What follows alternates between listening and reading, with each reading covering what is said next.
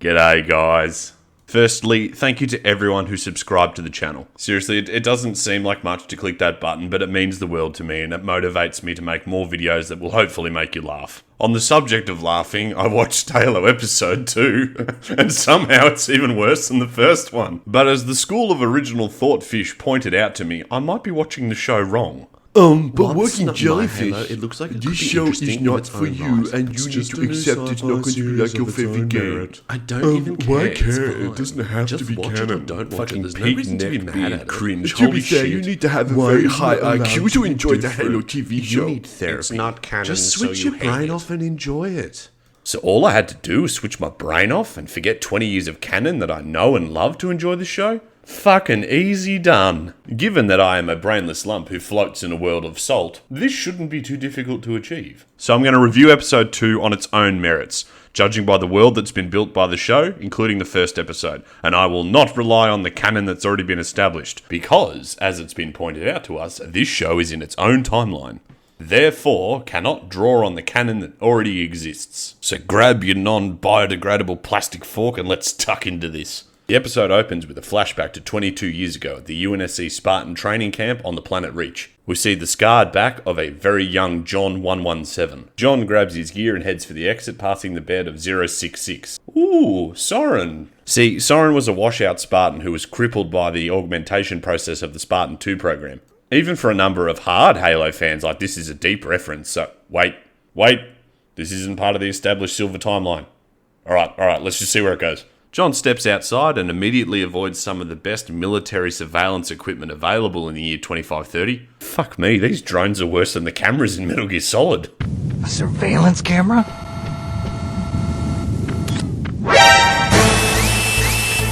He jumps the fence and... wait, is that a fucking iron sight on his weapon? Oh, come on, even conventional armies now have better sights than that as standard. No need to nitpick, we're only 2 minutes in. John then bumps into his buddy Soren. Soren confirmed! Who is wearing full Mjolnir armor. Seriously, how did he get into that? Don't you need like a full machine to put that together? There's no way he could have done that covertly if he was planning on escaping. Also, quick one, I know it's not really au fait to be commenting on people's appearances right now.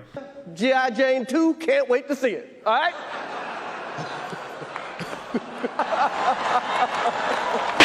Oh, wow! But John's got a nose for his nose. Look at the size of his thing. Sure, the actor looks like a young Pablo Schreiber, but his nose... Oh, fuck, you were bullied at school, weren't you, mate? John then tells Soren that he can't go through with their getaway attempt, and then he tries to hold him up. Soren's counterpoint is that is John's programming talking and not his training. Regardless, the two are not going to come to an agreement on this. One has full Mjolnir armor and the other one's got a loaded firearm. Why does John have a loaded firearm? I'm assuming they're still in training here because they're quite young. But even so, like, weapons are kept in an armory under multiple locked doors. And even if they allow the trainees to get their hands on them, they're not going to get their hands on live ammunition, especially when they're sleeping. I wouldn't be asking these questions if the show had done any world building at all. Like, is the Spartan program under Spec Warcom, or are they just under the UNSC? It hasn't been specified yet at all. So maybe if they're like special operations children, then they're going to give them live weapons with live ammo in it so that they teach them discipline at all times. But even so, that seems like a really risky decision, especially now that you've got one that's got full Mjolnir armor and is about to buy the farm. On that note, if John's got a loaded firearm, why the fuck doesn't Soren have a loaded firearm if he's planning on escaping? Surely he means business if he's suited up. Oh my god. Okay, I'm never going to get through this if I nitpick every single thing as I go, so what I'm going to do is just speed run this, highlight bits that break the narrative or take me out of the show, and I'll come back to my points at the end. Right, let's do it. John grapples with the moral decision of blowing the whistle on his friend and ultimately decides to let him go, giving Soren 5 minutes to escape. Soren tries to barter, saying he wants 10, and John's like, no, 5. You can see they're both conflicted when they part ways. Cut to the present day, and John's looking forlornly out the window of the Condor. A moment for correction, in my previous video I called this a pelican. A pelican and a condor are similar vessels. However, a condor is capable of slip space travel and quite a bit bigger than your average pelican. Not that the show has taken any time to establish the difference between the two. Moving along. The main character of the show pan debates with him, and she's looking at the pretty colours of slipstream space. She asks John how fast they're going, and John begins to explain that it's not faster than light travel, it's slip space travel, and it's a little bit different. He begins with a ball of string analogy before she cuts him off saying, "You're ruining it." Without diving too deep on this one, guys, I feel like this is a really meta reference and a perfect analogy for the show itself. Welcome to the CBS Halo show, where everything's superficially the same. Everything is shiny and pretty inexpensive, but don't ask any questions about it because we don't know how any of it works. Geez, it must be nice having your cake and eating it too. Pandabate then asks John why he saved her from the UNSC when he could have just left her to die. John then explains that it didn't feel right, and this seems like a weird concept to him. This is evidently the beginning of his trip to discover his humanity through this character. The two have a quick back and forth, and then she thanks him for saving her. This is actually a really nice moment, and I don't mind it in terms of character development. What does bother me though is that she hasn't taken the opportunity to ask any questions about how anything in this lore works. This is a new show that's launching itself for a new fan base, and they need to take the time to explain things like the UNSC and their relationship with the insurrectionists and the Covenant and their relationship with everything else. We haven't got any of that so far. This is a quiet moment, and it's a perfect opportunity for a new character to ask an established character how the world works. This is how storytelling works. Right now, all Quay or Pandabate knows is that these aliens who killed her family are just aliens. There's no significant investment there. The show's so far up its own arse about the story it wants to tell, it's forgotten to establish its own world first. Back to Reach in the tallest tower without a safety railing, sure, why not? And you've got Dr. Halsey having a discussion with Admiral Hood. "Oh, Hoodie, what have they done to you, mate?" About John's escape and the artifact, not only the artifact's relevance to humanity, but its importance to the Covenant as well.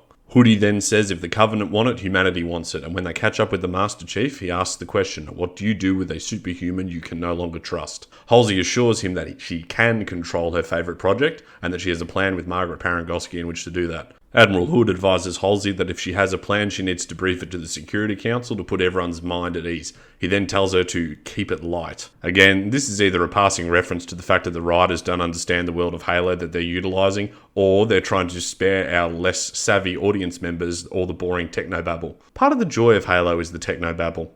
The Fall of Reach novel written by Eric Nyland was full of science and technology. It was fantastic. It's what helped set Halo apart from other generic science fiction. Downstairs and... Hold up, who is that? Well, I now have two things I like about this show.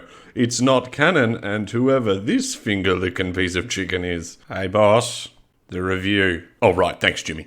And Not Blue Team are discussing that John's beacon has been turned off and Dr. Halsey's sending them out to go get him. I just want to point out here that the show is more than capable of writing a lore-accurate John, because not Fred here seems to act just like John would do in the core canon. It's interesting, isn't it? Finger-licking piece of chicken puts a helmet on and they head out to go find John. Back to Pandabate and John, and they've come out of hyperspace into some sort of meteor shower. Where have I seen this before?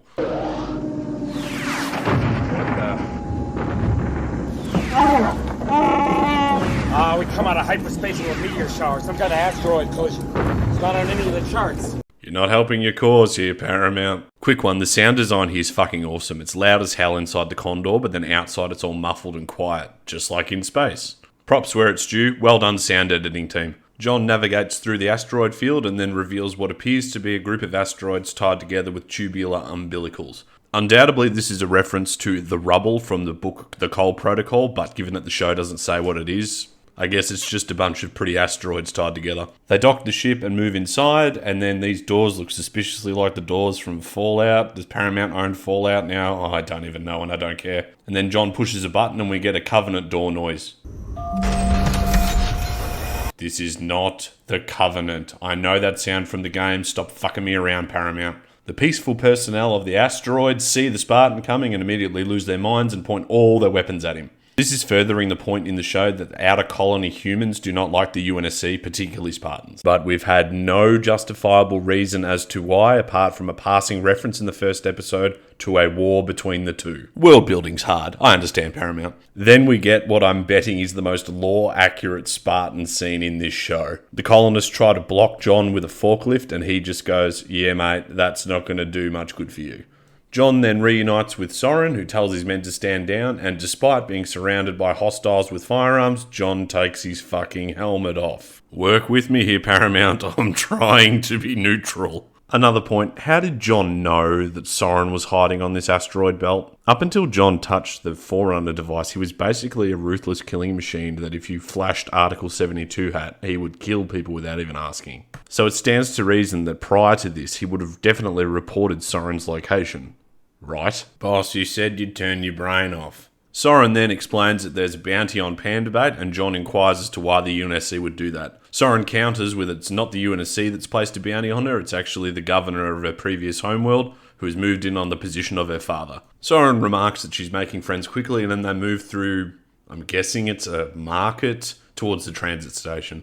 The show has its first real crack at world building when Soren says it's home and this is a place for all the miscreants and ne'er-do-wells of the galaxy to gather and go about their lives and be free. But he doesn't say what the place is called and what its relevance is to the rest of the outer colonies. Missed opportunity, show. John, Soren and Panda Bait then go on a fucking Donkey Kong minecart ride. Sure, why not? And Soren explains that he's got his own rock to himself. Sure, it's visually impressive, but again, this is a perfect opportunity for Panda Bait to ask either of these two guys what this place is and questions about the world. The show opts for flash over substance, and then we arrive at Soren's house. We get introduced to Soren's family. He's got a son and a wife, and then his wife says, "Hey John, Soren talks about you all the time." And he's like, "No, not really." Also, another jarring change here where John just randomly appears out of his armor. Look, I get that Soren's probably got a machine that deconstructs the Mjolnir armor, but we have to see it. Come on, Paramount, stop being lazy. Cut to the underside of High Charity's knob, and the elite warrior from the first episode's giving a back brief to the prophets and the Blessed One. The elite finger blasts the air and explains that he thinks he's found a map to the Ring. These guys are the hierarchs or prophets of the Covenant, but the show hasn't bothered to explain that either. And they say they need to get that artifact back if they're going to find the Ring. Human Covenant female lady says that she'll go get it, and they're like, "No, don't do that. You're far too important to go." Really? I get that I'm drawing on the lore a little bit too hard here, and I'm trying not to, but like, why would they care if she went? As established, she has the ability to touch his object and make them do things as well. Why would they care if she died? They'll just find another human. John can do it, surely others can. They literally invaded a settlement with impunity and killed every single person in the last episode. Surely they could take some prisoners and test them until it worked. But Human Covenant lady jumps up and down until her daddies give her what she wants, and then she's like, yeah. Back to Reach, and the command at FleetCom are having a circle jerk about the current situation. Keys explains that the governor they've put in place on Madrigal is getting results, but is a little bit heavy-handed. And according to random diversity tick box character who doesn't have a name, this has a good effect on fuel prices. This seems like a forced reference into current day events, but okay, sure, why not? Some other random without a name then asks Captain Keys what's the go with the Master Chief situation. Captain Keys explains that they're looking for the Master Chief, and when they catch him, his punishment will be proportionate to that of his crimes. Admiral Hood explains that that's probably a bad idea because Master Chief is a symbol to humanity and is important for morale in the current war. Okay, stop. I have to talk about this massive elephant in the room. The UNSC is at war with the Covenant, but we haven't seen any of it. We haven't got a history of it. We've got no idea what the current state of the galaxy is. Are the humans winning the war, or is the Covenant winning the war? There are no stakes. These aliens are just mise en scene. They are just background action in a show that doesn't care about them. Thus far, all the Covenant have done is kill Panda Bait's dad and provide us insight into a magic bullshit device that's going to connect John and this fucking Human Covenant lady. Don't worry, that's coming at the end. The Covenant are meant to be the antagonist of Halo. You have to establish them. At the moment, they are just generic aliens that kill without question. That is not interesting. It's generic and boring. If only there was a really effective and emotive way of demonstrating the current state of the galaxy and setting the stakes for viewers who haven't played the games or have watched the show.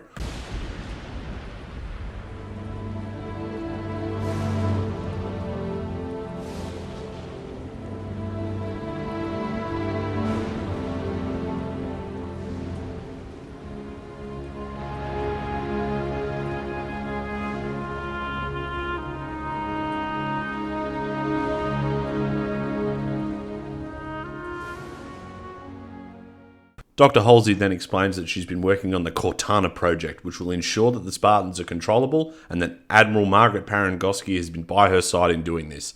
A little bit of cheeky politics for those Game of Thrones fans that are watching the show. There's some back and forth about how she might be using illegal cloning technology, but everyone's willing to sideline it because Margaret Parangoski's on board. Dr. Halsey then explains that the Spartans are the only effective weapon against the Covenant, and Cortana will enhance them to that endpoint.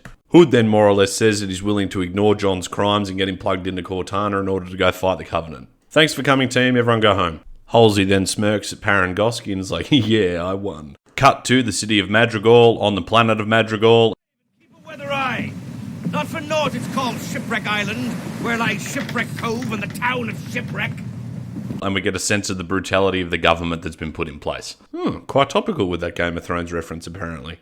And as luck would have it, Soren's got a surveillance network set up on the planet Madrigal so Pandabate can watch all this happen in HD. How terribly convenient. Pandabate says that the bastard from Game of Thrones was trying to get her father's position this entire time and the UNSC has just given it to him. Soren's misso is like, oh, I know how you feel. The Covenant killed my entire planet and I lost everyone until I met Soren. Pandabate's like, you don't know how I feel. No one knows how I feel. No one understands me. And given that the show's done so much little world building up until this point, I actually don't mind this scene. Cut to the family living room where John can't taste anything because he eats pellets that enhance his combat effectiveness. And Soren's like, nah mate, they make you numb, they're no good, you can't have good sex if you're eating that shit. Soren's then curious about why John, the Master Chief, has come here with Pandabate in tow to get away from the UNSC when he's so very loyal to the UNSC. John naturally doesn't have the answers because the show's forcing him to do stuff that's not in keeping with his character. Hey boss, remember you're trying to talk about this objectively and not use the law as an irrelevance. Jimmy, I've had enough. I'm going to talk about it the way I want to talk about it. The compression of the timeline plus the blurring of the difference between Spartan 2, Spartan 3 and Spartan 4 is really difficult for me to follow with this show. And as a fan with a whole heap of working knowledge, I can only begin to imagine how difficult it is for people who don't understand what's going on. Unless, of course, you just switch your brain off and enjoy the pretty visuals. Soren's son and rubber stamps the Master Chief with a smiley face and apparently this means something. Back to Not Blue Team and one of the few reasons that I might actually continue to watch the show, and she perfectly describes how I'm feeling about this show. It makes no sense. Back to Reach and enhancing the family drama, Miranda's trying to circumvent her mother by talking to Admiral Parangoski about getting access to John's magic bullshit device. In the space of about 10 seconds, she says that she's an expert on absolutely everything, including the alien language, and for fans who know all about the Mjolnir program, apparently Miranda Keys is the reason all of those advancements exist. Again, I can't believe what they've done to Miranda's character. You've turned her into a fucking nerd doctor who's in direct competition with her mother. Miranda Keys in the games was strong, assertive, and the one everybody turned to at one of the most crucial points of the war. But for the sake of drama, she is now a doctor who is in direct competition with her mother. Outstanding writing. Then, because the audience already know what the magic bullshit device or keystone is from the previous scenes, John shows the magic bullshit device to Soren, who fortunately knows a bloke who knows what it is. How bloody convenient again. On the way to this next plot convenience, Soren finally refers to the location as the Rubble. Again, great world building Paramount, taking something that fans recognise but new fans will have no idea what it is and then adding the name later. Brilliant. We then head to what must be the worst sanitarium I've ever seen. Surely these people are criminally insane by the Rubble standards, and yet you haven't put a ceiling on their cell. Look at this. Look at it! Remind me again what the budget for this show was? It's at this point I've realised that Pandabate isn't actually doing anything in the show, she's just dead weight, so I'm going to start calling her dead weight from this point on. Seriously, apart from being there and providing a reason for the Master Chief to flee the UNSC with this device to the Rubble, she's served no purpose. This is rammed home when Reth asks who she is and she's like, I am Quan. And he's like, yes, of course you are. Reth is the MVP at the party when you get introduced to someone and you forget who they are because they just stand there and don't add anything. And you should know who they are because you've been introduced previously, but then your mate's just like, who are you again? Fucking brilliant, Reth. I'd have you at my party any day of the week. It would have been so easy and so logical to have all the new fans explore Halo through the eyes of this new character. And yet, here we are. Everything looks like Halo, but it's not Halo. And I'm sure Deadweight's here for some very important reason that'll become clear in the next couple of episodes. I imagine it has something to do with the patriarchy. Then the MVP delivers again when he delivers some actual world building. The entire Covenant religion is based off these artifacts, things from the past. Turns out the Covenant have been looking for humans, special humans, or blessed ones that have the ability to activate these devices. Reth is clearly the byproduct of one of these failed endeavours. Reth then asks John if he wants the Covenant to destroy humanity, and John's like, of course not, and then he throws the device into John's hand, and it explodes in a ball of blue data. This sets off all the prisoners in the sanitarium, and it's a bloody good thing they've got ceilings on those cells, otherwise this would be really problematic right now. Quick flashback. Reth then freaks out because he's like, holy shit, John's one of these blessed ones, but you're not like the one that the Covenant have. John does his best Batman impersonation and demands to know what a blessed one is and what this device is, also seeking clarification on what the Covenant have. Reth then says this thing will lead to a gateway, to a ring that will change everything. John, being a soldier, immediately assumes that this is a weapon, and Reth doesn't correct him. John's confused loyalty all of a sudden becomes clear when he realises that humanity is at risk if the Covenant get their hands on whatever this thing is. He then grabs his shit and then heads back to the Pelican, and then him and Soren have a bit of an exchange about what loyalty actually means. John then has a little bit of exposition about seeing Covenant weapons that are capable of turning planets to glass. For everyone who's new to Halo, this is what that weapon system looks like. It's pretty standard Covenant weaponry, but the show could have shown us this first. Yeah, Paramount's not lazy at all, relying on all this lore but never bothering to explain it. Almost as an afterthought, he says, oi, deadweight, you need to stay here now. John then says to Soren he can't let the Covenant get their hands on this ring if it's more powerful than a glassing weapon. He won't stand for it. Then, after leaving hostile territory, he puts his helmet back on for some reason. Paramount, do you have any idea why a soldier would even wear a helmet? Much like everything else in this show, the helmet is there for flash only because it serves no actual purpose by the looks of it. John flicks a switch that makes the rest of the episode happen, and then not Blue Team bring him back to Reach. Remember how in the last episode when John was just a little bit AWOL that they sent the entire UNSC army out to stop him, and now this time when he's a confirmed AWOL criminal, they've just got this group. Interesting. Halsey comes out and grabs the magic bullshit device, and oh no, Miranda's there and she's just missed it. Such drama. John then gives a lingering look to this finger-licking piece of chicken. I know what you look like inside that armor, my darling. Why is he looking at her like the way I would look at her? I mean, it makes sense to me, but John has no established rapport with this Spartan at all, not that we've seen. There's an intimate scene with Halsey and John where she asks him what was going on, why did he make that reckless decision. In so doing, he's put a target on his back, the back of the entire Spartan 2 program, and Dr. Halsey personally. She says that the reason that John gives humanity hope is because he's dependable and follows orders. John then says he felt something. Cut to some gratuitous nudity. Booty confirmed. Which normally wouldn't bother me, but the implication here that John is now connected with human Covenant female lady, and she sensually looks at herself and looks like there's a mark of shame or mark of property on her back. The last thing I want to do is to drift into sensitive waters, but logistically speaking, what's the Covenant's policy and stores of female hygiene products? Clearly they have lipstick and bleach and or peroxide for her hair, but there are other needs that women have.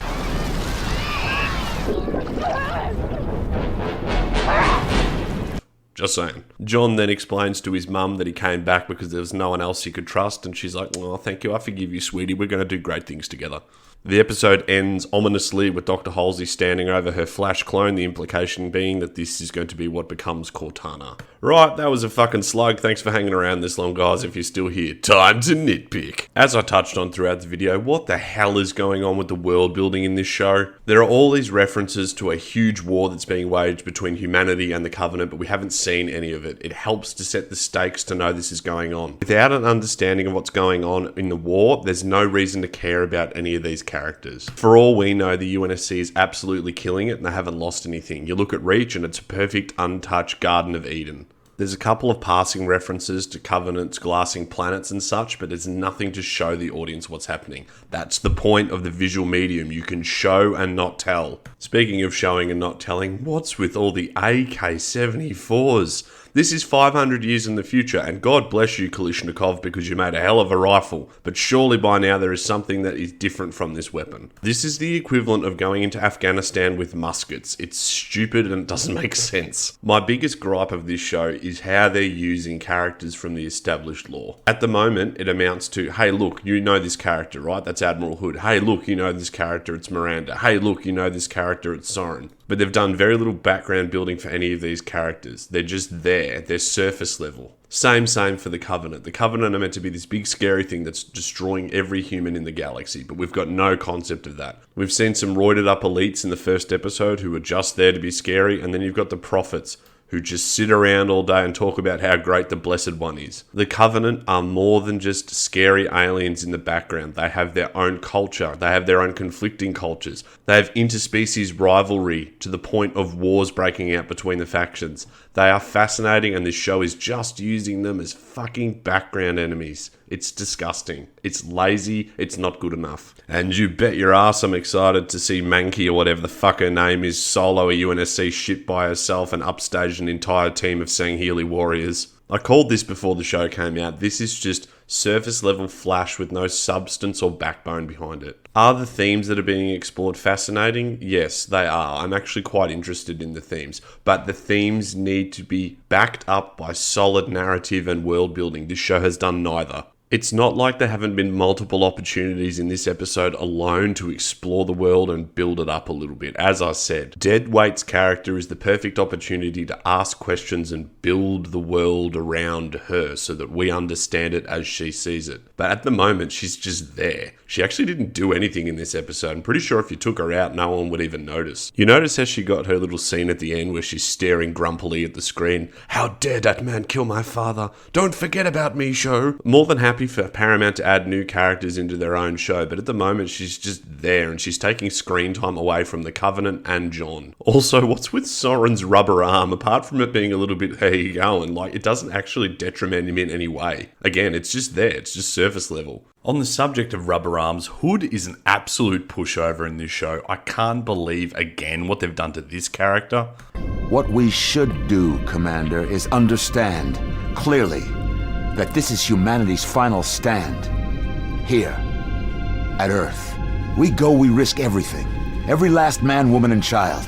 And while I'm about it, what the hell is going on with the command structure of the UNSC? You've got all these characters in here that don't actually have names, who are just sitting there with costumes that look familiar to people who have played the games, but they're not adding anything. It seems Parangosky, Keys, and Halsey are the only people running this rock show. Logistically, that makes no sense. Sure, I'd accept it if Margaret was the head of ONI, which she is in the extended universe, and Halsey was the head of Spec Warcom and the Spartan program, and Keys was there as a representative from Fleetcom and the Navy. That makes sense, but the show hasn't defined any of that. In fact, arguably, it looks like Parangosky is in charge of everybody, but at the same time she just takes orders from people. It's so bizarre.